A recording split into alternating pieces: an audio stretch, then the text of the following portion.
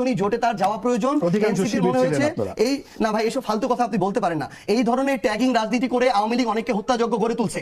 আপনি একটু আগে বলতেছেন যে আমরা ছাত্রলীগের দলে ছিলাম, হেলমেট ছিলাম, এখন আবার বলতেছেন না ভাই আমি বলি, এখন আবার বলতেছেন অধিকাংশ শিবির ছিলেন। তাহলে অধিকাংশ যদি শিবির আন্দোলন করে এই আন্দোলনের ক্রেডিট আপনি তাকে দেন। আবার আপনি আমাকে এটা বলেন, আমি সার্জিস আলম শেষ করে প্লিজ, আমি সার্জিস আলম 2017 সালে যেদিন ঢাকা বিশ্ববিদ্যালয়ে গেছি, ওই ঢাকা বিশ্ববিদ্যালয়কে যখন এইরকম ছাত্রলীগের আওয়ামী লীগের অধীনস্থ একটা ক্যাম্পাস বানায় রাখা হয়েছিল, আমাকে যখন গণরুমে প্রথম দিন গিয়ে উঠতে হলো, তখন আপনারা কোথায় ছিলেন? যখন না কোনোদিনও না, আপনি আমার কথা শুনে না শুনে আপনি বলতে পারেন না। আমাকে যখন গণরুমে থাকতে হলো, গেস্ট রুম না আমাকে শুনতে হবে, আপনার কথা সময় বলিনি।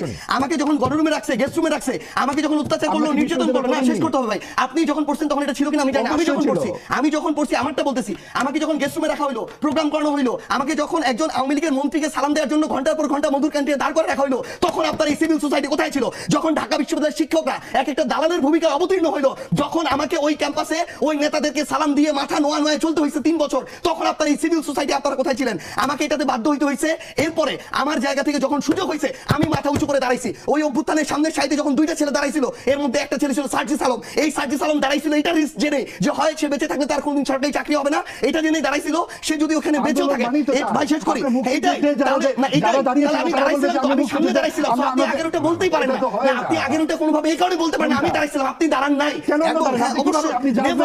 এটাই মানে আমি ওই রিস্ক শেষ করি কথা বলতে আমি শেষ করি এটা আপনি ওই ট্যাগটা করতে পারেন না। এটা আপনি আপনার সময় আমি বলি না, আপনারা আসেন কোথায় না, আপনি আপনার জায়গায় করছেন, কিন্তু আমি আগে দাঁড়াইছি তো রাস্তায়, আপনি আপনার জায়গায় করেছেন, কিন্তু 18তে করেন, আপনি শুধু 24 আমার 14তে বয়স কত যে আমি এটা ভাবো, আপনি কিভাবে কথা বলেন অংশগ্রহণ বলছেন না, বাবু সাজেশ শেষ করো, সাজেশ শেষ ছাত্র রাজনীতির যে ব্যাপার সেটা আমার যখন করার ছিল আমি করেছি। সাজেশ শেষ করো, সাজেশ শেষ করো, আমি শেষ করি। শিবিরকে হত্যাযোগ্য করে তুলছে ঢাকা বিশ্ববিদ্যালয় বলছে একটা শিবির কর ধইরা ধইরা জবাই কর, আপনার মুখে কোনো করছেন শিবির যখন তাকে ধরে ধরে পিটানো হইছে, তাকে খুন করা হইছে, হত্যা করা হইছে। একটা মানুষ শেষ পর্যন্ত যখন আপনারা কেউ তার পক্ষে দাঁড়ান নাই, যে মনে করেন 25 বছরের ছেলেটা শিবির করে, ওই ছেলেটা তো তার আগের কোনো কিছুর সাথে সম্পর্ক নাই, তার তো বেঁচে থাকার অধিকার আছে, তার পরিবারের সাথে থাকার বাঁচার অধিকার আছে। তাকেও যখন শুধু একটা আদর্শভিত্তিক রাজনীতি করার কারণে হত্যাযোগ্য করা হয়েছে, সে গুপ্ত হয়ে গেছে। এই গুপ্ত হওয়ার কারণে আপনি যদি তাকে এখন দায় দেন, এই দায় আপনারও নিতে হবে, সে কেন গুপ্ত হইতে হইলো। আর আমার কথা যদি বলেন, আমি শেষ করব, আমরা শেষ করি ভাই। মানে দিন শেষে একটা দিন শেষে শুধু একটা জিনিস মনে রাখতে হবে ভাই, দিন শেষে শুধু একটা জিনিস আপনি অবশ্যই ভাইকে দিবেন, দিন শেষে শুধু একটা জিনিস মনে রাখতে হবে, যেটা হচ্ছে আমরা পুরো প্রেক্ষাপটটা না জেনে ব্যক্তিগত চিন্তা কারো উপরে চাপিয়ে দিতে পারি না। এনসিপির রাজনীতি করবে, এনসিপি নির্বাচনের প্রয়োজনে সেটা করেছে, নির্বাচন শেষ হয়েছে। এখন এনসিপির যেটা বাংলাদেশের স্বার্থে, জনগণের স্বার্থে, দলকে সামনের দিকে এগিয়ে নিয়ে যাওয়ার জন্য যেটা যৌক্তিক মনে হবে, এনসিপি তার জায়গা থেকে ওইটা করবে। এবং আমরা শুধু এইটুকু স্পষ্ট করে বলি, আমরা এখন এটা মনে করি যে মুক্তিযুদ্ধই আমাদের ভিত্তি এবং 24 হচ্ছে আমাদের নতুন করে আমাদের একটা পুনর্জন্ম। এই ভিত্তিটাকে মেনে আমরা আমাদের এই 24-এর আকাঙ্ক্ষাটা ধরেই সামনের দিকে চলবো। জনগণ যদি আমাদেরকে মনে করে প্রাসঙ্গিক, আমরা প্রাসঙ্গিক থাকবো। জনগণ যদি মনে করে প্রাসঙ্গিক না, আমরা প্রাসঙ্গিক থাকবো না। কিন্তু কেউ যদি কোনো কিছু চাপিয়ে দিয়ে ব্লেম গেম খেলে মানুষকে বিভিন্ন ভাবে তার চিন্তাটা চাপিয়ে দেওয়ার চেষ্টা করে, এটা টিকবে না। আর সময় নাই, বাংলাদেশ 30 সেকেন্ড পাবেন এক্স্যাক্টলি, তারপর আপনি যে কথা বলেন আমি বন্ধ করে দেব। আপনি দেখেন, আপনি কথাই বলতে দিলেন না, আমি আপনাকে অনেক কথা বলে দিয়েছি। এইভাবে আদর্শবাদী রাজনীতি তাহলে থাকে না। আদর্শের জন্য মানুষকে অনেক যুদ্ধ করতে হয়, অনেক লড়াই করতে হয়। এবং আমরা যে এই শিবিরের ছাত্রদের জন্য কখনো কিছু বলিনি, এটা হতে পারে না। আমাদের গণমাধ্যম থেকে শুরু করে ব্যক্তিগত পর্যায়ে আমরা সবসময় দল ও মত নির্বিশেষে সকলের মতামত প্রকাশের পক্ষে থাকি, এখনো আছি। চাপিয়ে দেবার যে রাজনীতির কথা সার্জিস বললেন, আমরা অবশ্যই চাপিয়ে দেবার রাজনীতির বিরুদ্ধে বলেই এই কথাগুলো বলছি। চাপিয়ে দেওয়া যাবে না, এবং এইভাবে জামাতের পক্ষে চাপিয়ে দেওয়া যাবে না বাংলাদেশের মানুষকে। সাম্প্রদায়িক রাজনীতির বিরুদ্ধেই বাংলাদেশে জন্ম হয়েছিল। 71 সালের উনি বললেন 71-এর মুক্তিযুদ্ধের চেতনায় 24 হয়েছে। মুক্তিযুদ্ধের প্রধান চেতনা ধর্মনিরপেক্ষতা, এবং এই ধর্মনিরপেক্ষতা সমাজতান্ত্রিক যে আদর্শ, সেই আদর্শ থেকেই বিপরীতভাবে পাকিস্তানে যাওয়ার জন্য জনগণ তাহলে 71-কে মুক্তিযুদ্ধের কথা বলা যাবে না, কারণ মুক্তিযুদ্ধের প্রধান আদর্শকেই আপনারা মানেন না। ধন্যবাদ বাবু, সময় দিলেন, সময় আছে দিয়েছি। তো সেটা হচ্ছে যে এখনো 4 মিনিটের বেশি সময় পাবেন। যে প্লাস মাইনাস যে কথাগুলো শুনলাম ভোটের, মূল কথাটাই এখানে অনুপস্থিত। সরকারটি কার ছিল? সেই সরকার প্রধান কি বলেছিল যে তরুণরা শিক্ষামন্ত্রী হবে, তরুণরা এমপি হবে, সবই তো হলো। এই সরকারের ভূমিকাটা কি ছিল এই নির্বাচনে? কারণ যে দলের কথা বলা হলো সে দল 4টি ফ্রন্ট খুলেছিল। 1 নম্বর ফ্রন্ট হচ্ছে সব ইসলামী ভোট এক বাক্সে আনা, সেটা হয়নি, ইসলামী আন্দোলন চলে গেল। 2 নম্বর ফ্রন্ট হচ্ছে যে এনসিপিকে সাথে নেওয়া, নিয়ে যে এনসিপি 125টি আসনে তারা প্রার্থী দিয়েছিল তাদেরকে 30টিতে নামিয়ে আনলো। যে এনসিপির সামনে অনেক সম্ভাবনা ছিল একটি আলাদা দল হিসেবে দাঁড়ানোর, একটা প্রগতিশীল দল হিসেবে দাঁড়ানোর, সেটিকেও তারা তাদের কবজায় নিয়ে নিল। 3 নম্বর ফ্রন্ট হচ্ছে, হ্যাঁ 3 নম্বর ফ্রন্ট হচ্ছে তারা পারবে না, আওয়ামী লীগ আসলেই পারবে না, সেটা আমরা দেখতে পাবো। কারণ তারা 2014 সালে যখন রাতের একক নির্বাচন হয়েছিল, 18 সালে নির্বাচন হয়েছিল, এই সমস্ত ছাত্র নেতাদেরকে আমরা একটি টু শব্দ করতে শুনিনি। তারা একটা কোটা বিরোধী, আমাকে আপনার সঙ্গে আমি কোনো কথা বলিনি। আমি ছাত্র আন্দোলনের বিষয়টা সম্পর্কে খুব ভালো জানি, আমি নিজে ছাত্র আন্দোলনের সঙ্গে জড়িত ছিলাম। 14, 18, 24 নির্বাচনের পর, আওয়ামী লীগের এই ছল চাতুরী নির্বাচনের পর ছাত্ররা কোনো কথা বলেনি, কেউ কোনো, তারা বরং সে বঙ্গবন্ধুর নামে কীর্তন গিয়েছে তখন। তারপরে এই কোটা বিরোধী আন্দোলন করতে গিয়ে তারপরে সে তারা একটা আন্দোলন করেছে এবং অবশ্যই তারা সেখানে নেতৃত্ব ছিল। কিন্তু সেটা কিন্তু নির্বাচন বিরোধী আন্দোলন নয়। নির্বাচন যখন তারা ছলে বলে কৌশলে করলো, সেটার বিরুদ্ধে কেউ দাঁড়ায়নি। তখন সবাই তেল দিয়েছে, সব শ্রেণী পেশার মানুষ গিয়ে তেল দিয়েছে দেখেই এত বড় একটা কাঠামো তৈরি হতে পেরেছিল। সেখানে ছাত্ররাও ছিল, তখন তারা গিয়ে ছাত্রলীগে হেলমেট বাহিনী হয়েছে। এবং তারপরে যখন তারা এখন এসে সকল গণ অভ্যুত্থানের কৃতিত্ব তারা নিতে, তারা এটা হাইজ্যাক করতে চাচ্ছে। গণ অভ্যুত্থান কারো কোনো সাম্প্রদায়িক শক্তি নয়। বিএনপি সবচেয়ে বেশি বড় স্টেক হোল্ডার। 12 সাল থেকে তারা আন্দোলনে ছিল, 50 লক্ষ নেতাকর্মীর নামে বিএনপির মামলা ছিল এবং তারা বলছে যে বিএনপির ভোট নাই, আওয়ামী লীগ তাদেরকে পাস করিয়েছে। তাহলে 4 থেকে 7% ভোট হচ্ছে জামাতে ইসলামের। সর্বশেষ গ্রাহ্য যে নির্বাচন 2008 সালে, সেই ভোট কি করে এইখানে 40%, 36% হয়ে যায়? তরুণরা কোথা থেকে ভোট দিল? তরুণরা দেশের ইতিহাস ঐতিহ্য জানে না, তারা কি মুক্তিযুদ্ধের ইতিহাস জানে না? এবার মুক্তিযুদ্ধ এবং ধর্মাশ্রয়ী রাজনীতি মুখোমুখি দাঁড়িয়ে গিয়েছিল। বাংলাদেশকে এই সাম্প্রদায়িক রাজনীতির করার গ্রাস থেকে বাঁচানোর জন্য সরকারের বিরুদ্ধে নেমেছিল মানুষ, এবং সরকারের হ্যাঁ ভোট না ভোট মানুষ বুঝতো না। মানুষ ভেবেছে যে সরকারের বিরুদ্ধে দিলে হবে না ভোট। না ভোট হ্যাঁ ভোটের গণনা রাত কটার সময়? আপনি তো টেলিভিশনে ছিলেন, আমরা নিজেরা কথা বলি নাই রাত 1টা পর্যন্ত, কোথায় হ্যাঁ ভোট না ভোটের কোনো কিছু আসতেছে না কেন? এবং সেটা কিভাবে কি মিলানো হয়েছে এবং নানান জায়গায় এবং এই অবশ্যই ইঞ্জিনিয়ারিং হয়েছে, সরকার সেটা করেছে। এবং আরেকটা ব্যাপার হচ্ছে আমি বলি সংসদ নির্বাচনে না পুরোটার মধ্যে নানান রকম ইঞ্জিনিয়ারিং হয়েছে, পুরোটার মধ্যে যাদের এজেন্ট নাই, যাদের এজেন্ট দিতে পারে না, সেই তারা এমপি হয়ে গেছে। এবং এটা অনেক যারা তারা বলছে কি আওয়ামী লীগ নাকি কি বিএনপি তৃণমূলে যায়নি। ভাই 40-50 বছরের একজন রাজনৈতিক নেতা, তাদেরকে 1 বছর 2 বছর এখানে অনুপস্থিত থাকলেই এটা চলে যাবে? আপনাদের তো 1 বছর পূর্ণ হচ্ছে 26 ফেব্রুয়ারি, 28 ফেব্রুয়ারিতে 1 বছর পূর্ণ হচ্ছে। এরকম একটা রাজনৈতিক দল এইভাবে টেনে নিয়ে সরকার এই জায়গায় বসিয়েছে, কারণটা কি? কারণ তারা চেয়েছে গণ অভ্যুত্থানের কিছু প্রভাব থাকুক এবং অবশ্যই চেষ্টা করেছে, তারা তো যথেষ্ট চেষ্টা করেছে। তারা নিউ ইয়র্কে নিয়ে গেছে, তারা যখন জাদুঘর বানালো গণভবনে, নিউ ইয়র্কে যাকে নিয়েছিল অর্ধেক তো নাই। হ্যাঁ অর্ধেক নাই, কারণ তারা গিয়েছে জামাতের সঙ্গে, পুরো তাদের যে মূল ফোর্স নারী শক্তিই তো সেখান থেকে চলে গেছে। এবং এনসিপির প্রধান নারী নেত্রী যারা ছিল তাদেরকে এখন আমরা দেখছি না, এটা অত্যন্ত দুর্ভাগ্যজনক। আমরা তো এনসিপির বিপক্ষে কোনো কথা বলতে চাচ্ছি না, এনসিপি হচ্ছে আমাদের প্রগতিশীল রাজনীতির ভবিষ্যৎ, আমরা এটা ভেবেছি। কিন্তু তারা যখন জামাতকে সহি করে দিতে চায়, এই জামাতের মতো মুনাফেকের সঙ্গে যায়, তখন আমাদের প্রশ্ন ওঠে জামাতের পক্ষে আপনারা বলতে পারেন আওয়ামী লীগ কি দোষ করলো? আপনি যখন এক হত্যাকারীর পক্ষে এত কথা বলছেন, আরেক হত্যাকারীকে নিয়ে তাহলে আপনার অন্তর্ভুক্তিমূলক সমাধি তৈরি করুন। বছর কোথায় দেয় না? আমি এমনি হাসি না, 50 বছর কোথায়?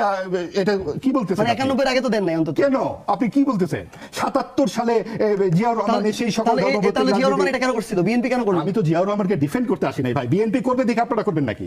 আপনারা বিএনপি যেই ভুল করেছে, আওয়ামী লীগ যেই ভুল করেছে, জামাত যেই ভুল করেছে, বা আমরা যেই ভুল করেছে, সেখান থেকে উঠে আসা নতুন বন্দোবস্তের দল। আমরা শুনলাম যে ভারতীয় আধিপত্যবাদ এবং নতুন রাজনৈতিক বন্দোবস্তের কথা।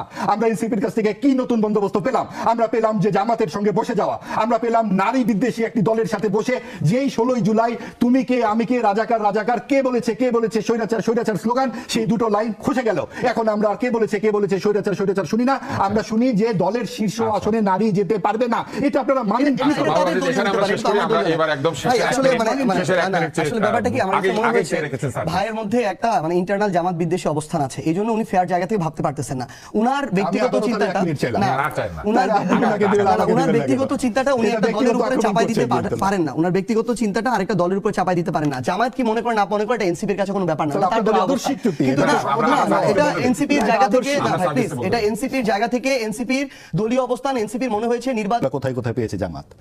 রংপুরের কুড়িগ্রাম, গাইবান্ধা জেলা, পুরো জেলা শুদ্ধ সাতক্ষীরা, আর এইদিকে শহরের অঞ্চলের যেগুলো দরিদ্র এলাকাগুলো, তো এইভাবে ভোট একদম আপনি যদি এলাকা ভিত্তিক ভোট আমরা বাছাই করি, অর্থাৎ অন্য জায়গায় তো পেয়েছেন, জিততে পারেন পরিষ্কার, এটা পরিষ্কার, এগুলো যেমন সাবজেক্ট হেরেছেন, কিন্তু ভোটও পেয়েছেন। মার্জিনটা হলো এগুলো জিতেছে তারা, ওইখানে তারা আসনগুলো পেয়েছে বেশি।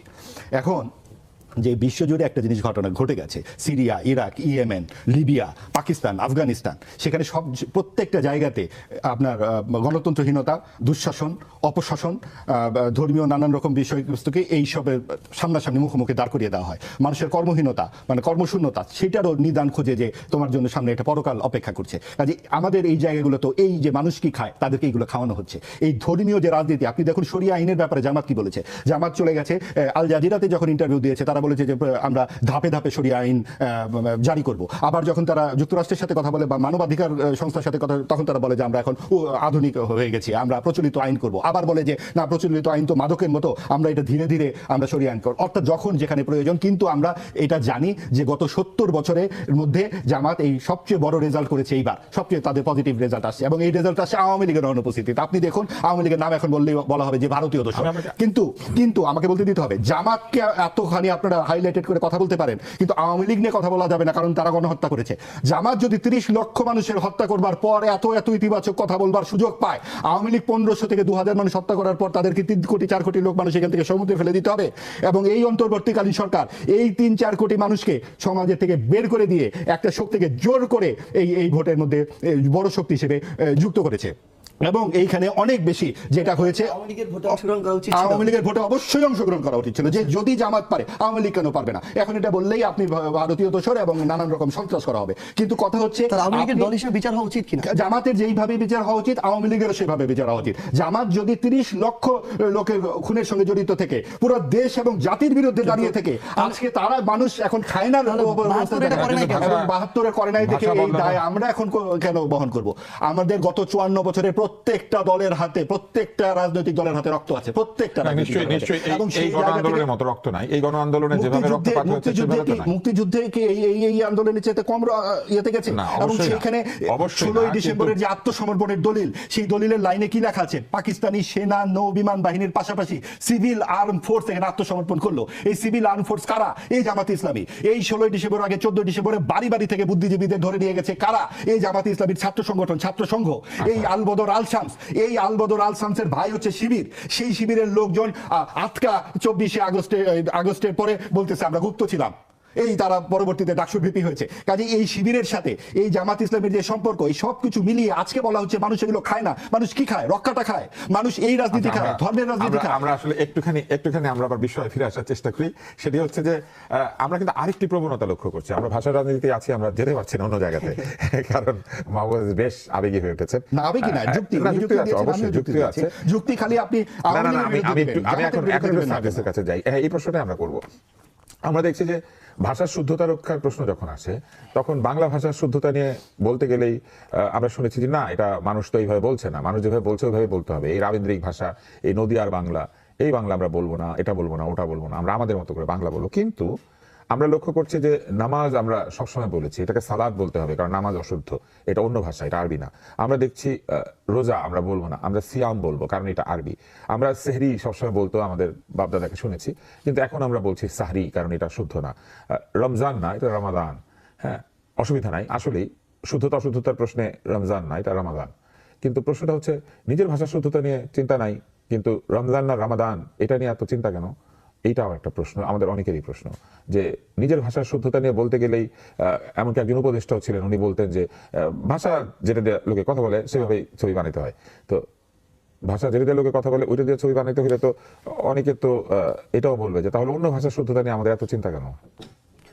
না ভাই, মানে আমি জানি না এটা নিয়ে কোথায় এত বেশি চিন্তা হয়েছে বা কথা হয়েছে। না, হয়তো এটা নিয়ে প্রচুর কথা। আপনি দেখবেন যে অধিকাংশ মানুষের কাছে এটা একদমই কনসার্ন না ভাই। এটা হয়তো আমাদের সোশ্যাল মিডিয়া, আমাদের টাইমলাইনে কিছু মানুষজন এটা নিয়ে কথাবার্তা বলে, কিন্তু আসলে কি আমরা আমাদের টাইমলাইনটাকে যেন পুরো বাংলাদেশ মনে না করি। যেমন খোদা হাফেজ বললে অনেকে এগুলো নিয়ে, মানে এগুলা সাধারণ মানুষের কাছে বা অধিকাংশ মানুষের কাছে ধরেন এগুলো কোনো ম্যাটারই করে না তাদের জায়গায় আবেগ অনুভূতির বহিঃপ্রকাশটা দেখেন অঞ্চল ভেদে এই একই শব্দটা পরিবর্তন হয়ে যায় না। উত্তরাঞ্চলে যে শব্দটা, সিলেট অঞ্চলে কিন্তু ওই শব্দটা না। রোজার ক্ষেত্রে মনে করেন সাপোজ, বা অন্য যে কোনো একটা গতানুগতিক শব্দ, চলছি ফিরছি খাচ্ছি এই শব্দগুলো, কিংবা চিটাগাংয়ে গিয়ে আরেকটা পরিবর্তন হয়ে যায়, ময়মনসিংহে গিয়ে আরেকটা হয়। সো এই আঞ্চলিক এই ভাষা বা যে আর যেখানে যেটা সহজবোধ্য ওইটা আদেশে চলছে, কিন্তু অধিকাংশ মানুষের কাছে এগুলো তো ইম্পর্টেন্ট না, বরং মানুষের কাছে যে যেটা যার কাছে সহজবোধ্য, যেটা দিয়ে আবেগ অনুভূতি এগুলো বহিঃপ্রকাশ করা যায়, তারা তাদের জায়গায় আমার মনে হয় সহজভাবে ওইটাকে একসেপ্ট করে। এবার আমরা একটু অন্য প্রসঙ্গে যাই। হ্যাঁ, please। আমরা অনেকক্ষণ থেকে চেষ্টা করছিলাম, আমাদের মহামান্য রাষ্ট্রপতিকে সাক্ষাৎকার দিয়েছেন, তিনি একটি পত্রিকাতে বলেছেন কিছু কিছু বিষয়ে তিনি বেশ উষ্মা প্রকাশ করেছেন। তার মধ্যে একটি হচ্ছে তিনি বলেছেন যে তাকে বিগত অন্তর্বর্তী সরকার পদে পদে অসম্মান করেছে এবং তিনি কিছু অসম্মানের উদাহরণ দিয়েছেন। আপনার কি মনে হয়, আপনি কি সাক্ষাৎকারটা পড়েছেন? পড়েছি। হ্যাঁ, তাহলে আপনি কি বলবেন এই বিষয়ে? আসলে কি তাকে পদে পদে অসম্মান করা হয়েছিল? রাষ্ট্রপতি তো একটা পদ, আসলে ব্যক্তি এক জিনিস আর পদটা আরেক জিনিস। পদ কিন্তু সাংবিধানিকভাবে কিছু সম্মান প্রত্যাশা করে। যখন অধ্যাদেশ জারি করাতে হয়েছে, আদেশ জারি করাতে হয়েছে, তাকে কিন্তু দিয়ে আদেশ জারি করানো হয়েছে, কিন্তু তখন তার এই সাংবিধানিক পদকে সম্মান করা হয়েছে। কিন্তু যখন তাকে অসম্মান করা হয়েছে, তখন সেই সাংবিধানিক পদটাকে সেইভাবে সম্মান করা হয় না। আপনি কি বলতে পারেন যে এই অভিযোগটাকে আসলেই সত্য, বা এটা সত্য? তো অবশ্যই উনি বলেছেন, কিন্তু এটা কি আপনারা কিভাবে দেখেছেন দলীয়ভাবে? না, এই পুরো সাক্ষাৎকারটা পড়ে আসলে আমার কাছে অন্য একটা জিনিস বেশি গুরুত্বপূর্ণ মনে হয়েছে। এটা খুবই একটা মাইনর জিনিস যেটা নিয়ে কথা হচ্ছে, কিন্তু আরেকটা গুরুত্বপূর্ণ জিনিস যেটা, যে এই জুলাই অভ্যুত্থানের পরে আমাদের জায়গা থেকে যখন মনে হয়েছিল যে আমরা যদি বাংলাদেশের যে কাঠামোগত সংস্কার পরিবর্তন এই জায়গাগুলো নিয়ে কাজ করতে চাই সবার আগে, তাহলে এই বাংলাদেশের এই রাষ্ট্রীয় গুরুত্বপূর্ণ সংবিধান করাটা খুব কঠিন হয়ে যাবে। আমরা আমাদের জায়গা থেকে কয়েকবার এটার প্রচেষ্টাও নিয়েছিলাম যে এই পদের যে মানুষটা আছে সেই মানুষটাকে আমাদের এখান থেকে অবশ্যই সরাতে হবে, এবং এটার আমাদের এই সংস্কারটা প্রয়োজন, এই কাঠামোটাকে ঠিক করে আমাদের বাংলাদেশটা সামনের দিকে এগিয়ে নেওয়ার জন্য যে স্টেপটা নেওয়া দরকার সেটা নেওয়া প্রয়োজন। সেই জায়গায় বিরাজমান যে রাজনৈতিক দলগুলো ছিল যারা অভ্যুত্থানে অংশগ্রহণ করেছিল সামনের সারিতে থেকে, তাদেরকে নিয়ে বসে আপনি ওই সময় মনে করলে চিন্তা করলে মনে করতে পারবেন যে আমরা আমাদের জায়গা থেকে, কিংবা প্রত্যেকটি রাজনৈতিক দল, একটা রাজনৈতিক দল আরেকটা রাজনৈতিক দলের সাথে এই বিষয়ে আলাপ আলোচনা হচ্ছিল যে কিভাবে আমরা এই অপসারণটা করতে পারি। কিন্তু আমরা তখন আমাদের জায়গা থেকে দেখেছি যে বিএনপি তাদের জায়গা থেকে প্রত্যক্ষভাবে না বললেও পরোক্ষভাবে তারা চুপচাপ থাকতো, এই বিষয়ে তারা কোনো স্টেপ নিত না। স্টেপ নিতে গেলে পিছন থেকে বিভিন্ন জায়গায় ফোন দিয়ে তারা পিছু টান তৈরি করতো। সেই জায়গায় আমাদের চুপ্পু সাহেব এবার এসে স্পষ্ট করলেন তার জায়গা থেকে যে বিএনপি আসলে তাকে ওই জায়গায় টিকিয়ে রাখার জন্য সবচেয়ে শতভাগ তাদের জায়গা থেকে নিষ্ঠার পরিচয় তারা দিয়েছে। তো এই কথাটাই বলেছে যে সাংবিধানিক ধারাবাহিকতা এবং সাংবিধানিক পদের যে ধারাবাহিকতা, এটার জন্য তারা সমর্থন দিয়েছে। ব্যক্তি রাষ্ট্রপতি, পদের রাষ্ট্রপতি। তাহলে অভ্যুত্থান কোন সাংবিধানিক ধারাবাহিকতা? এই অন্তর্বর্তীকালীন সরকার কোন সাংবিধানিক ধারাবাহিকতা? এই 26-এর নির্বাচন কোন সাংবিধানিক ধারাবাহিকতা? না, তারেক রহমান জুলাই আদেশ সব তো রাষ্ট্রপতির বরাদ দিয়ে ঘোষণা করা আমার হয়েছে। তাহলে প্রশ্ন ওইটাই, তাহলে তারেক রহমান তার জায়গা থেকে এই যে প্রধানমন্ত্রী হলো, এটা কোন সাংবিধানিক ধারাবাহিকতায় হলো? নির্বাচন তো 29 হওয়ার কথা ছিল।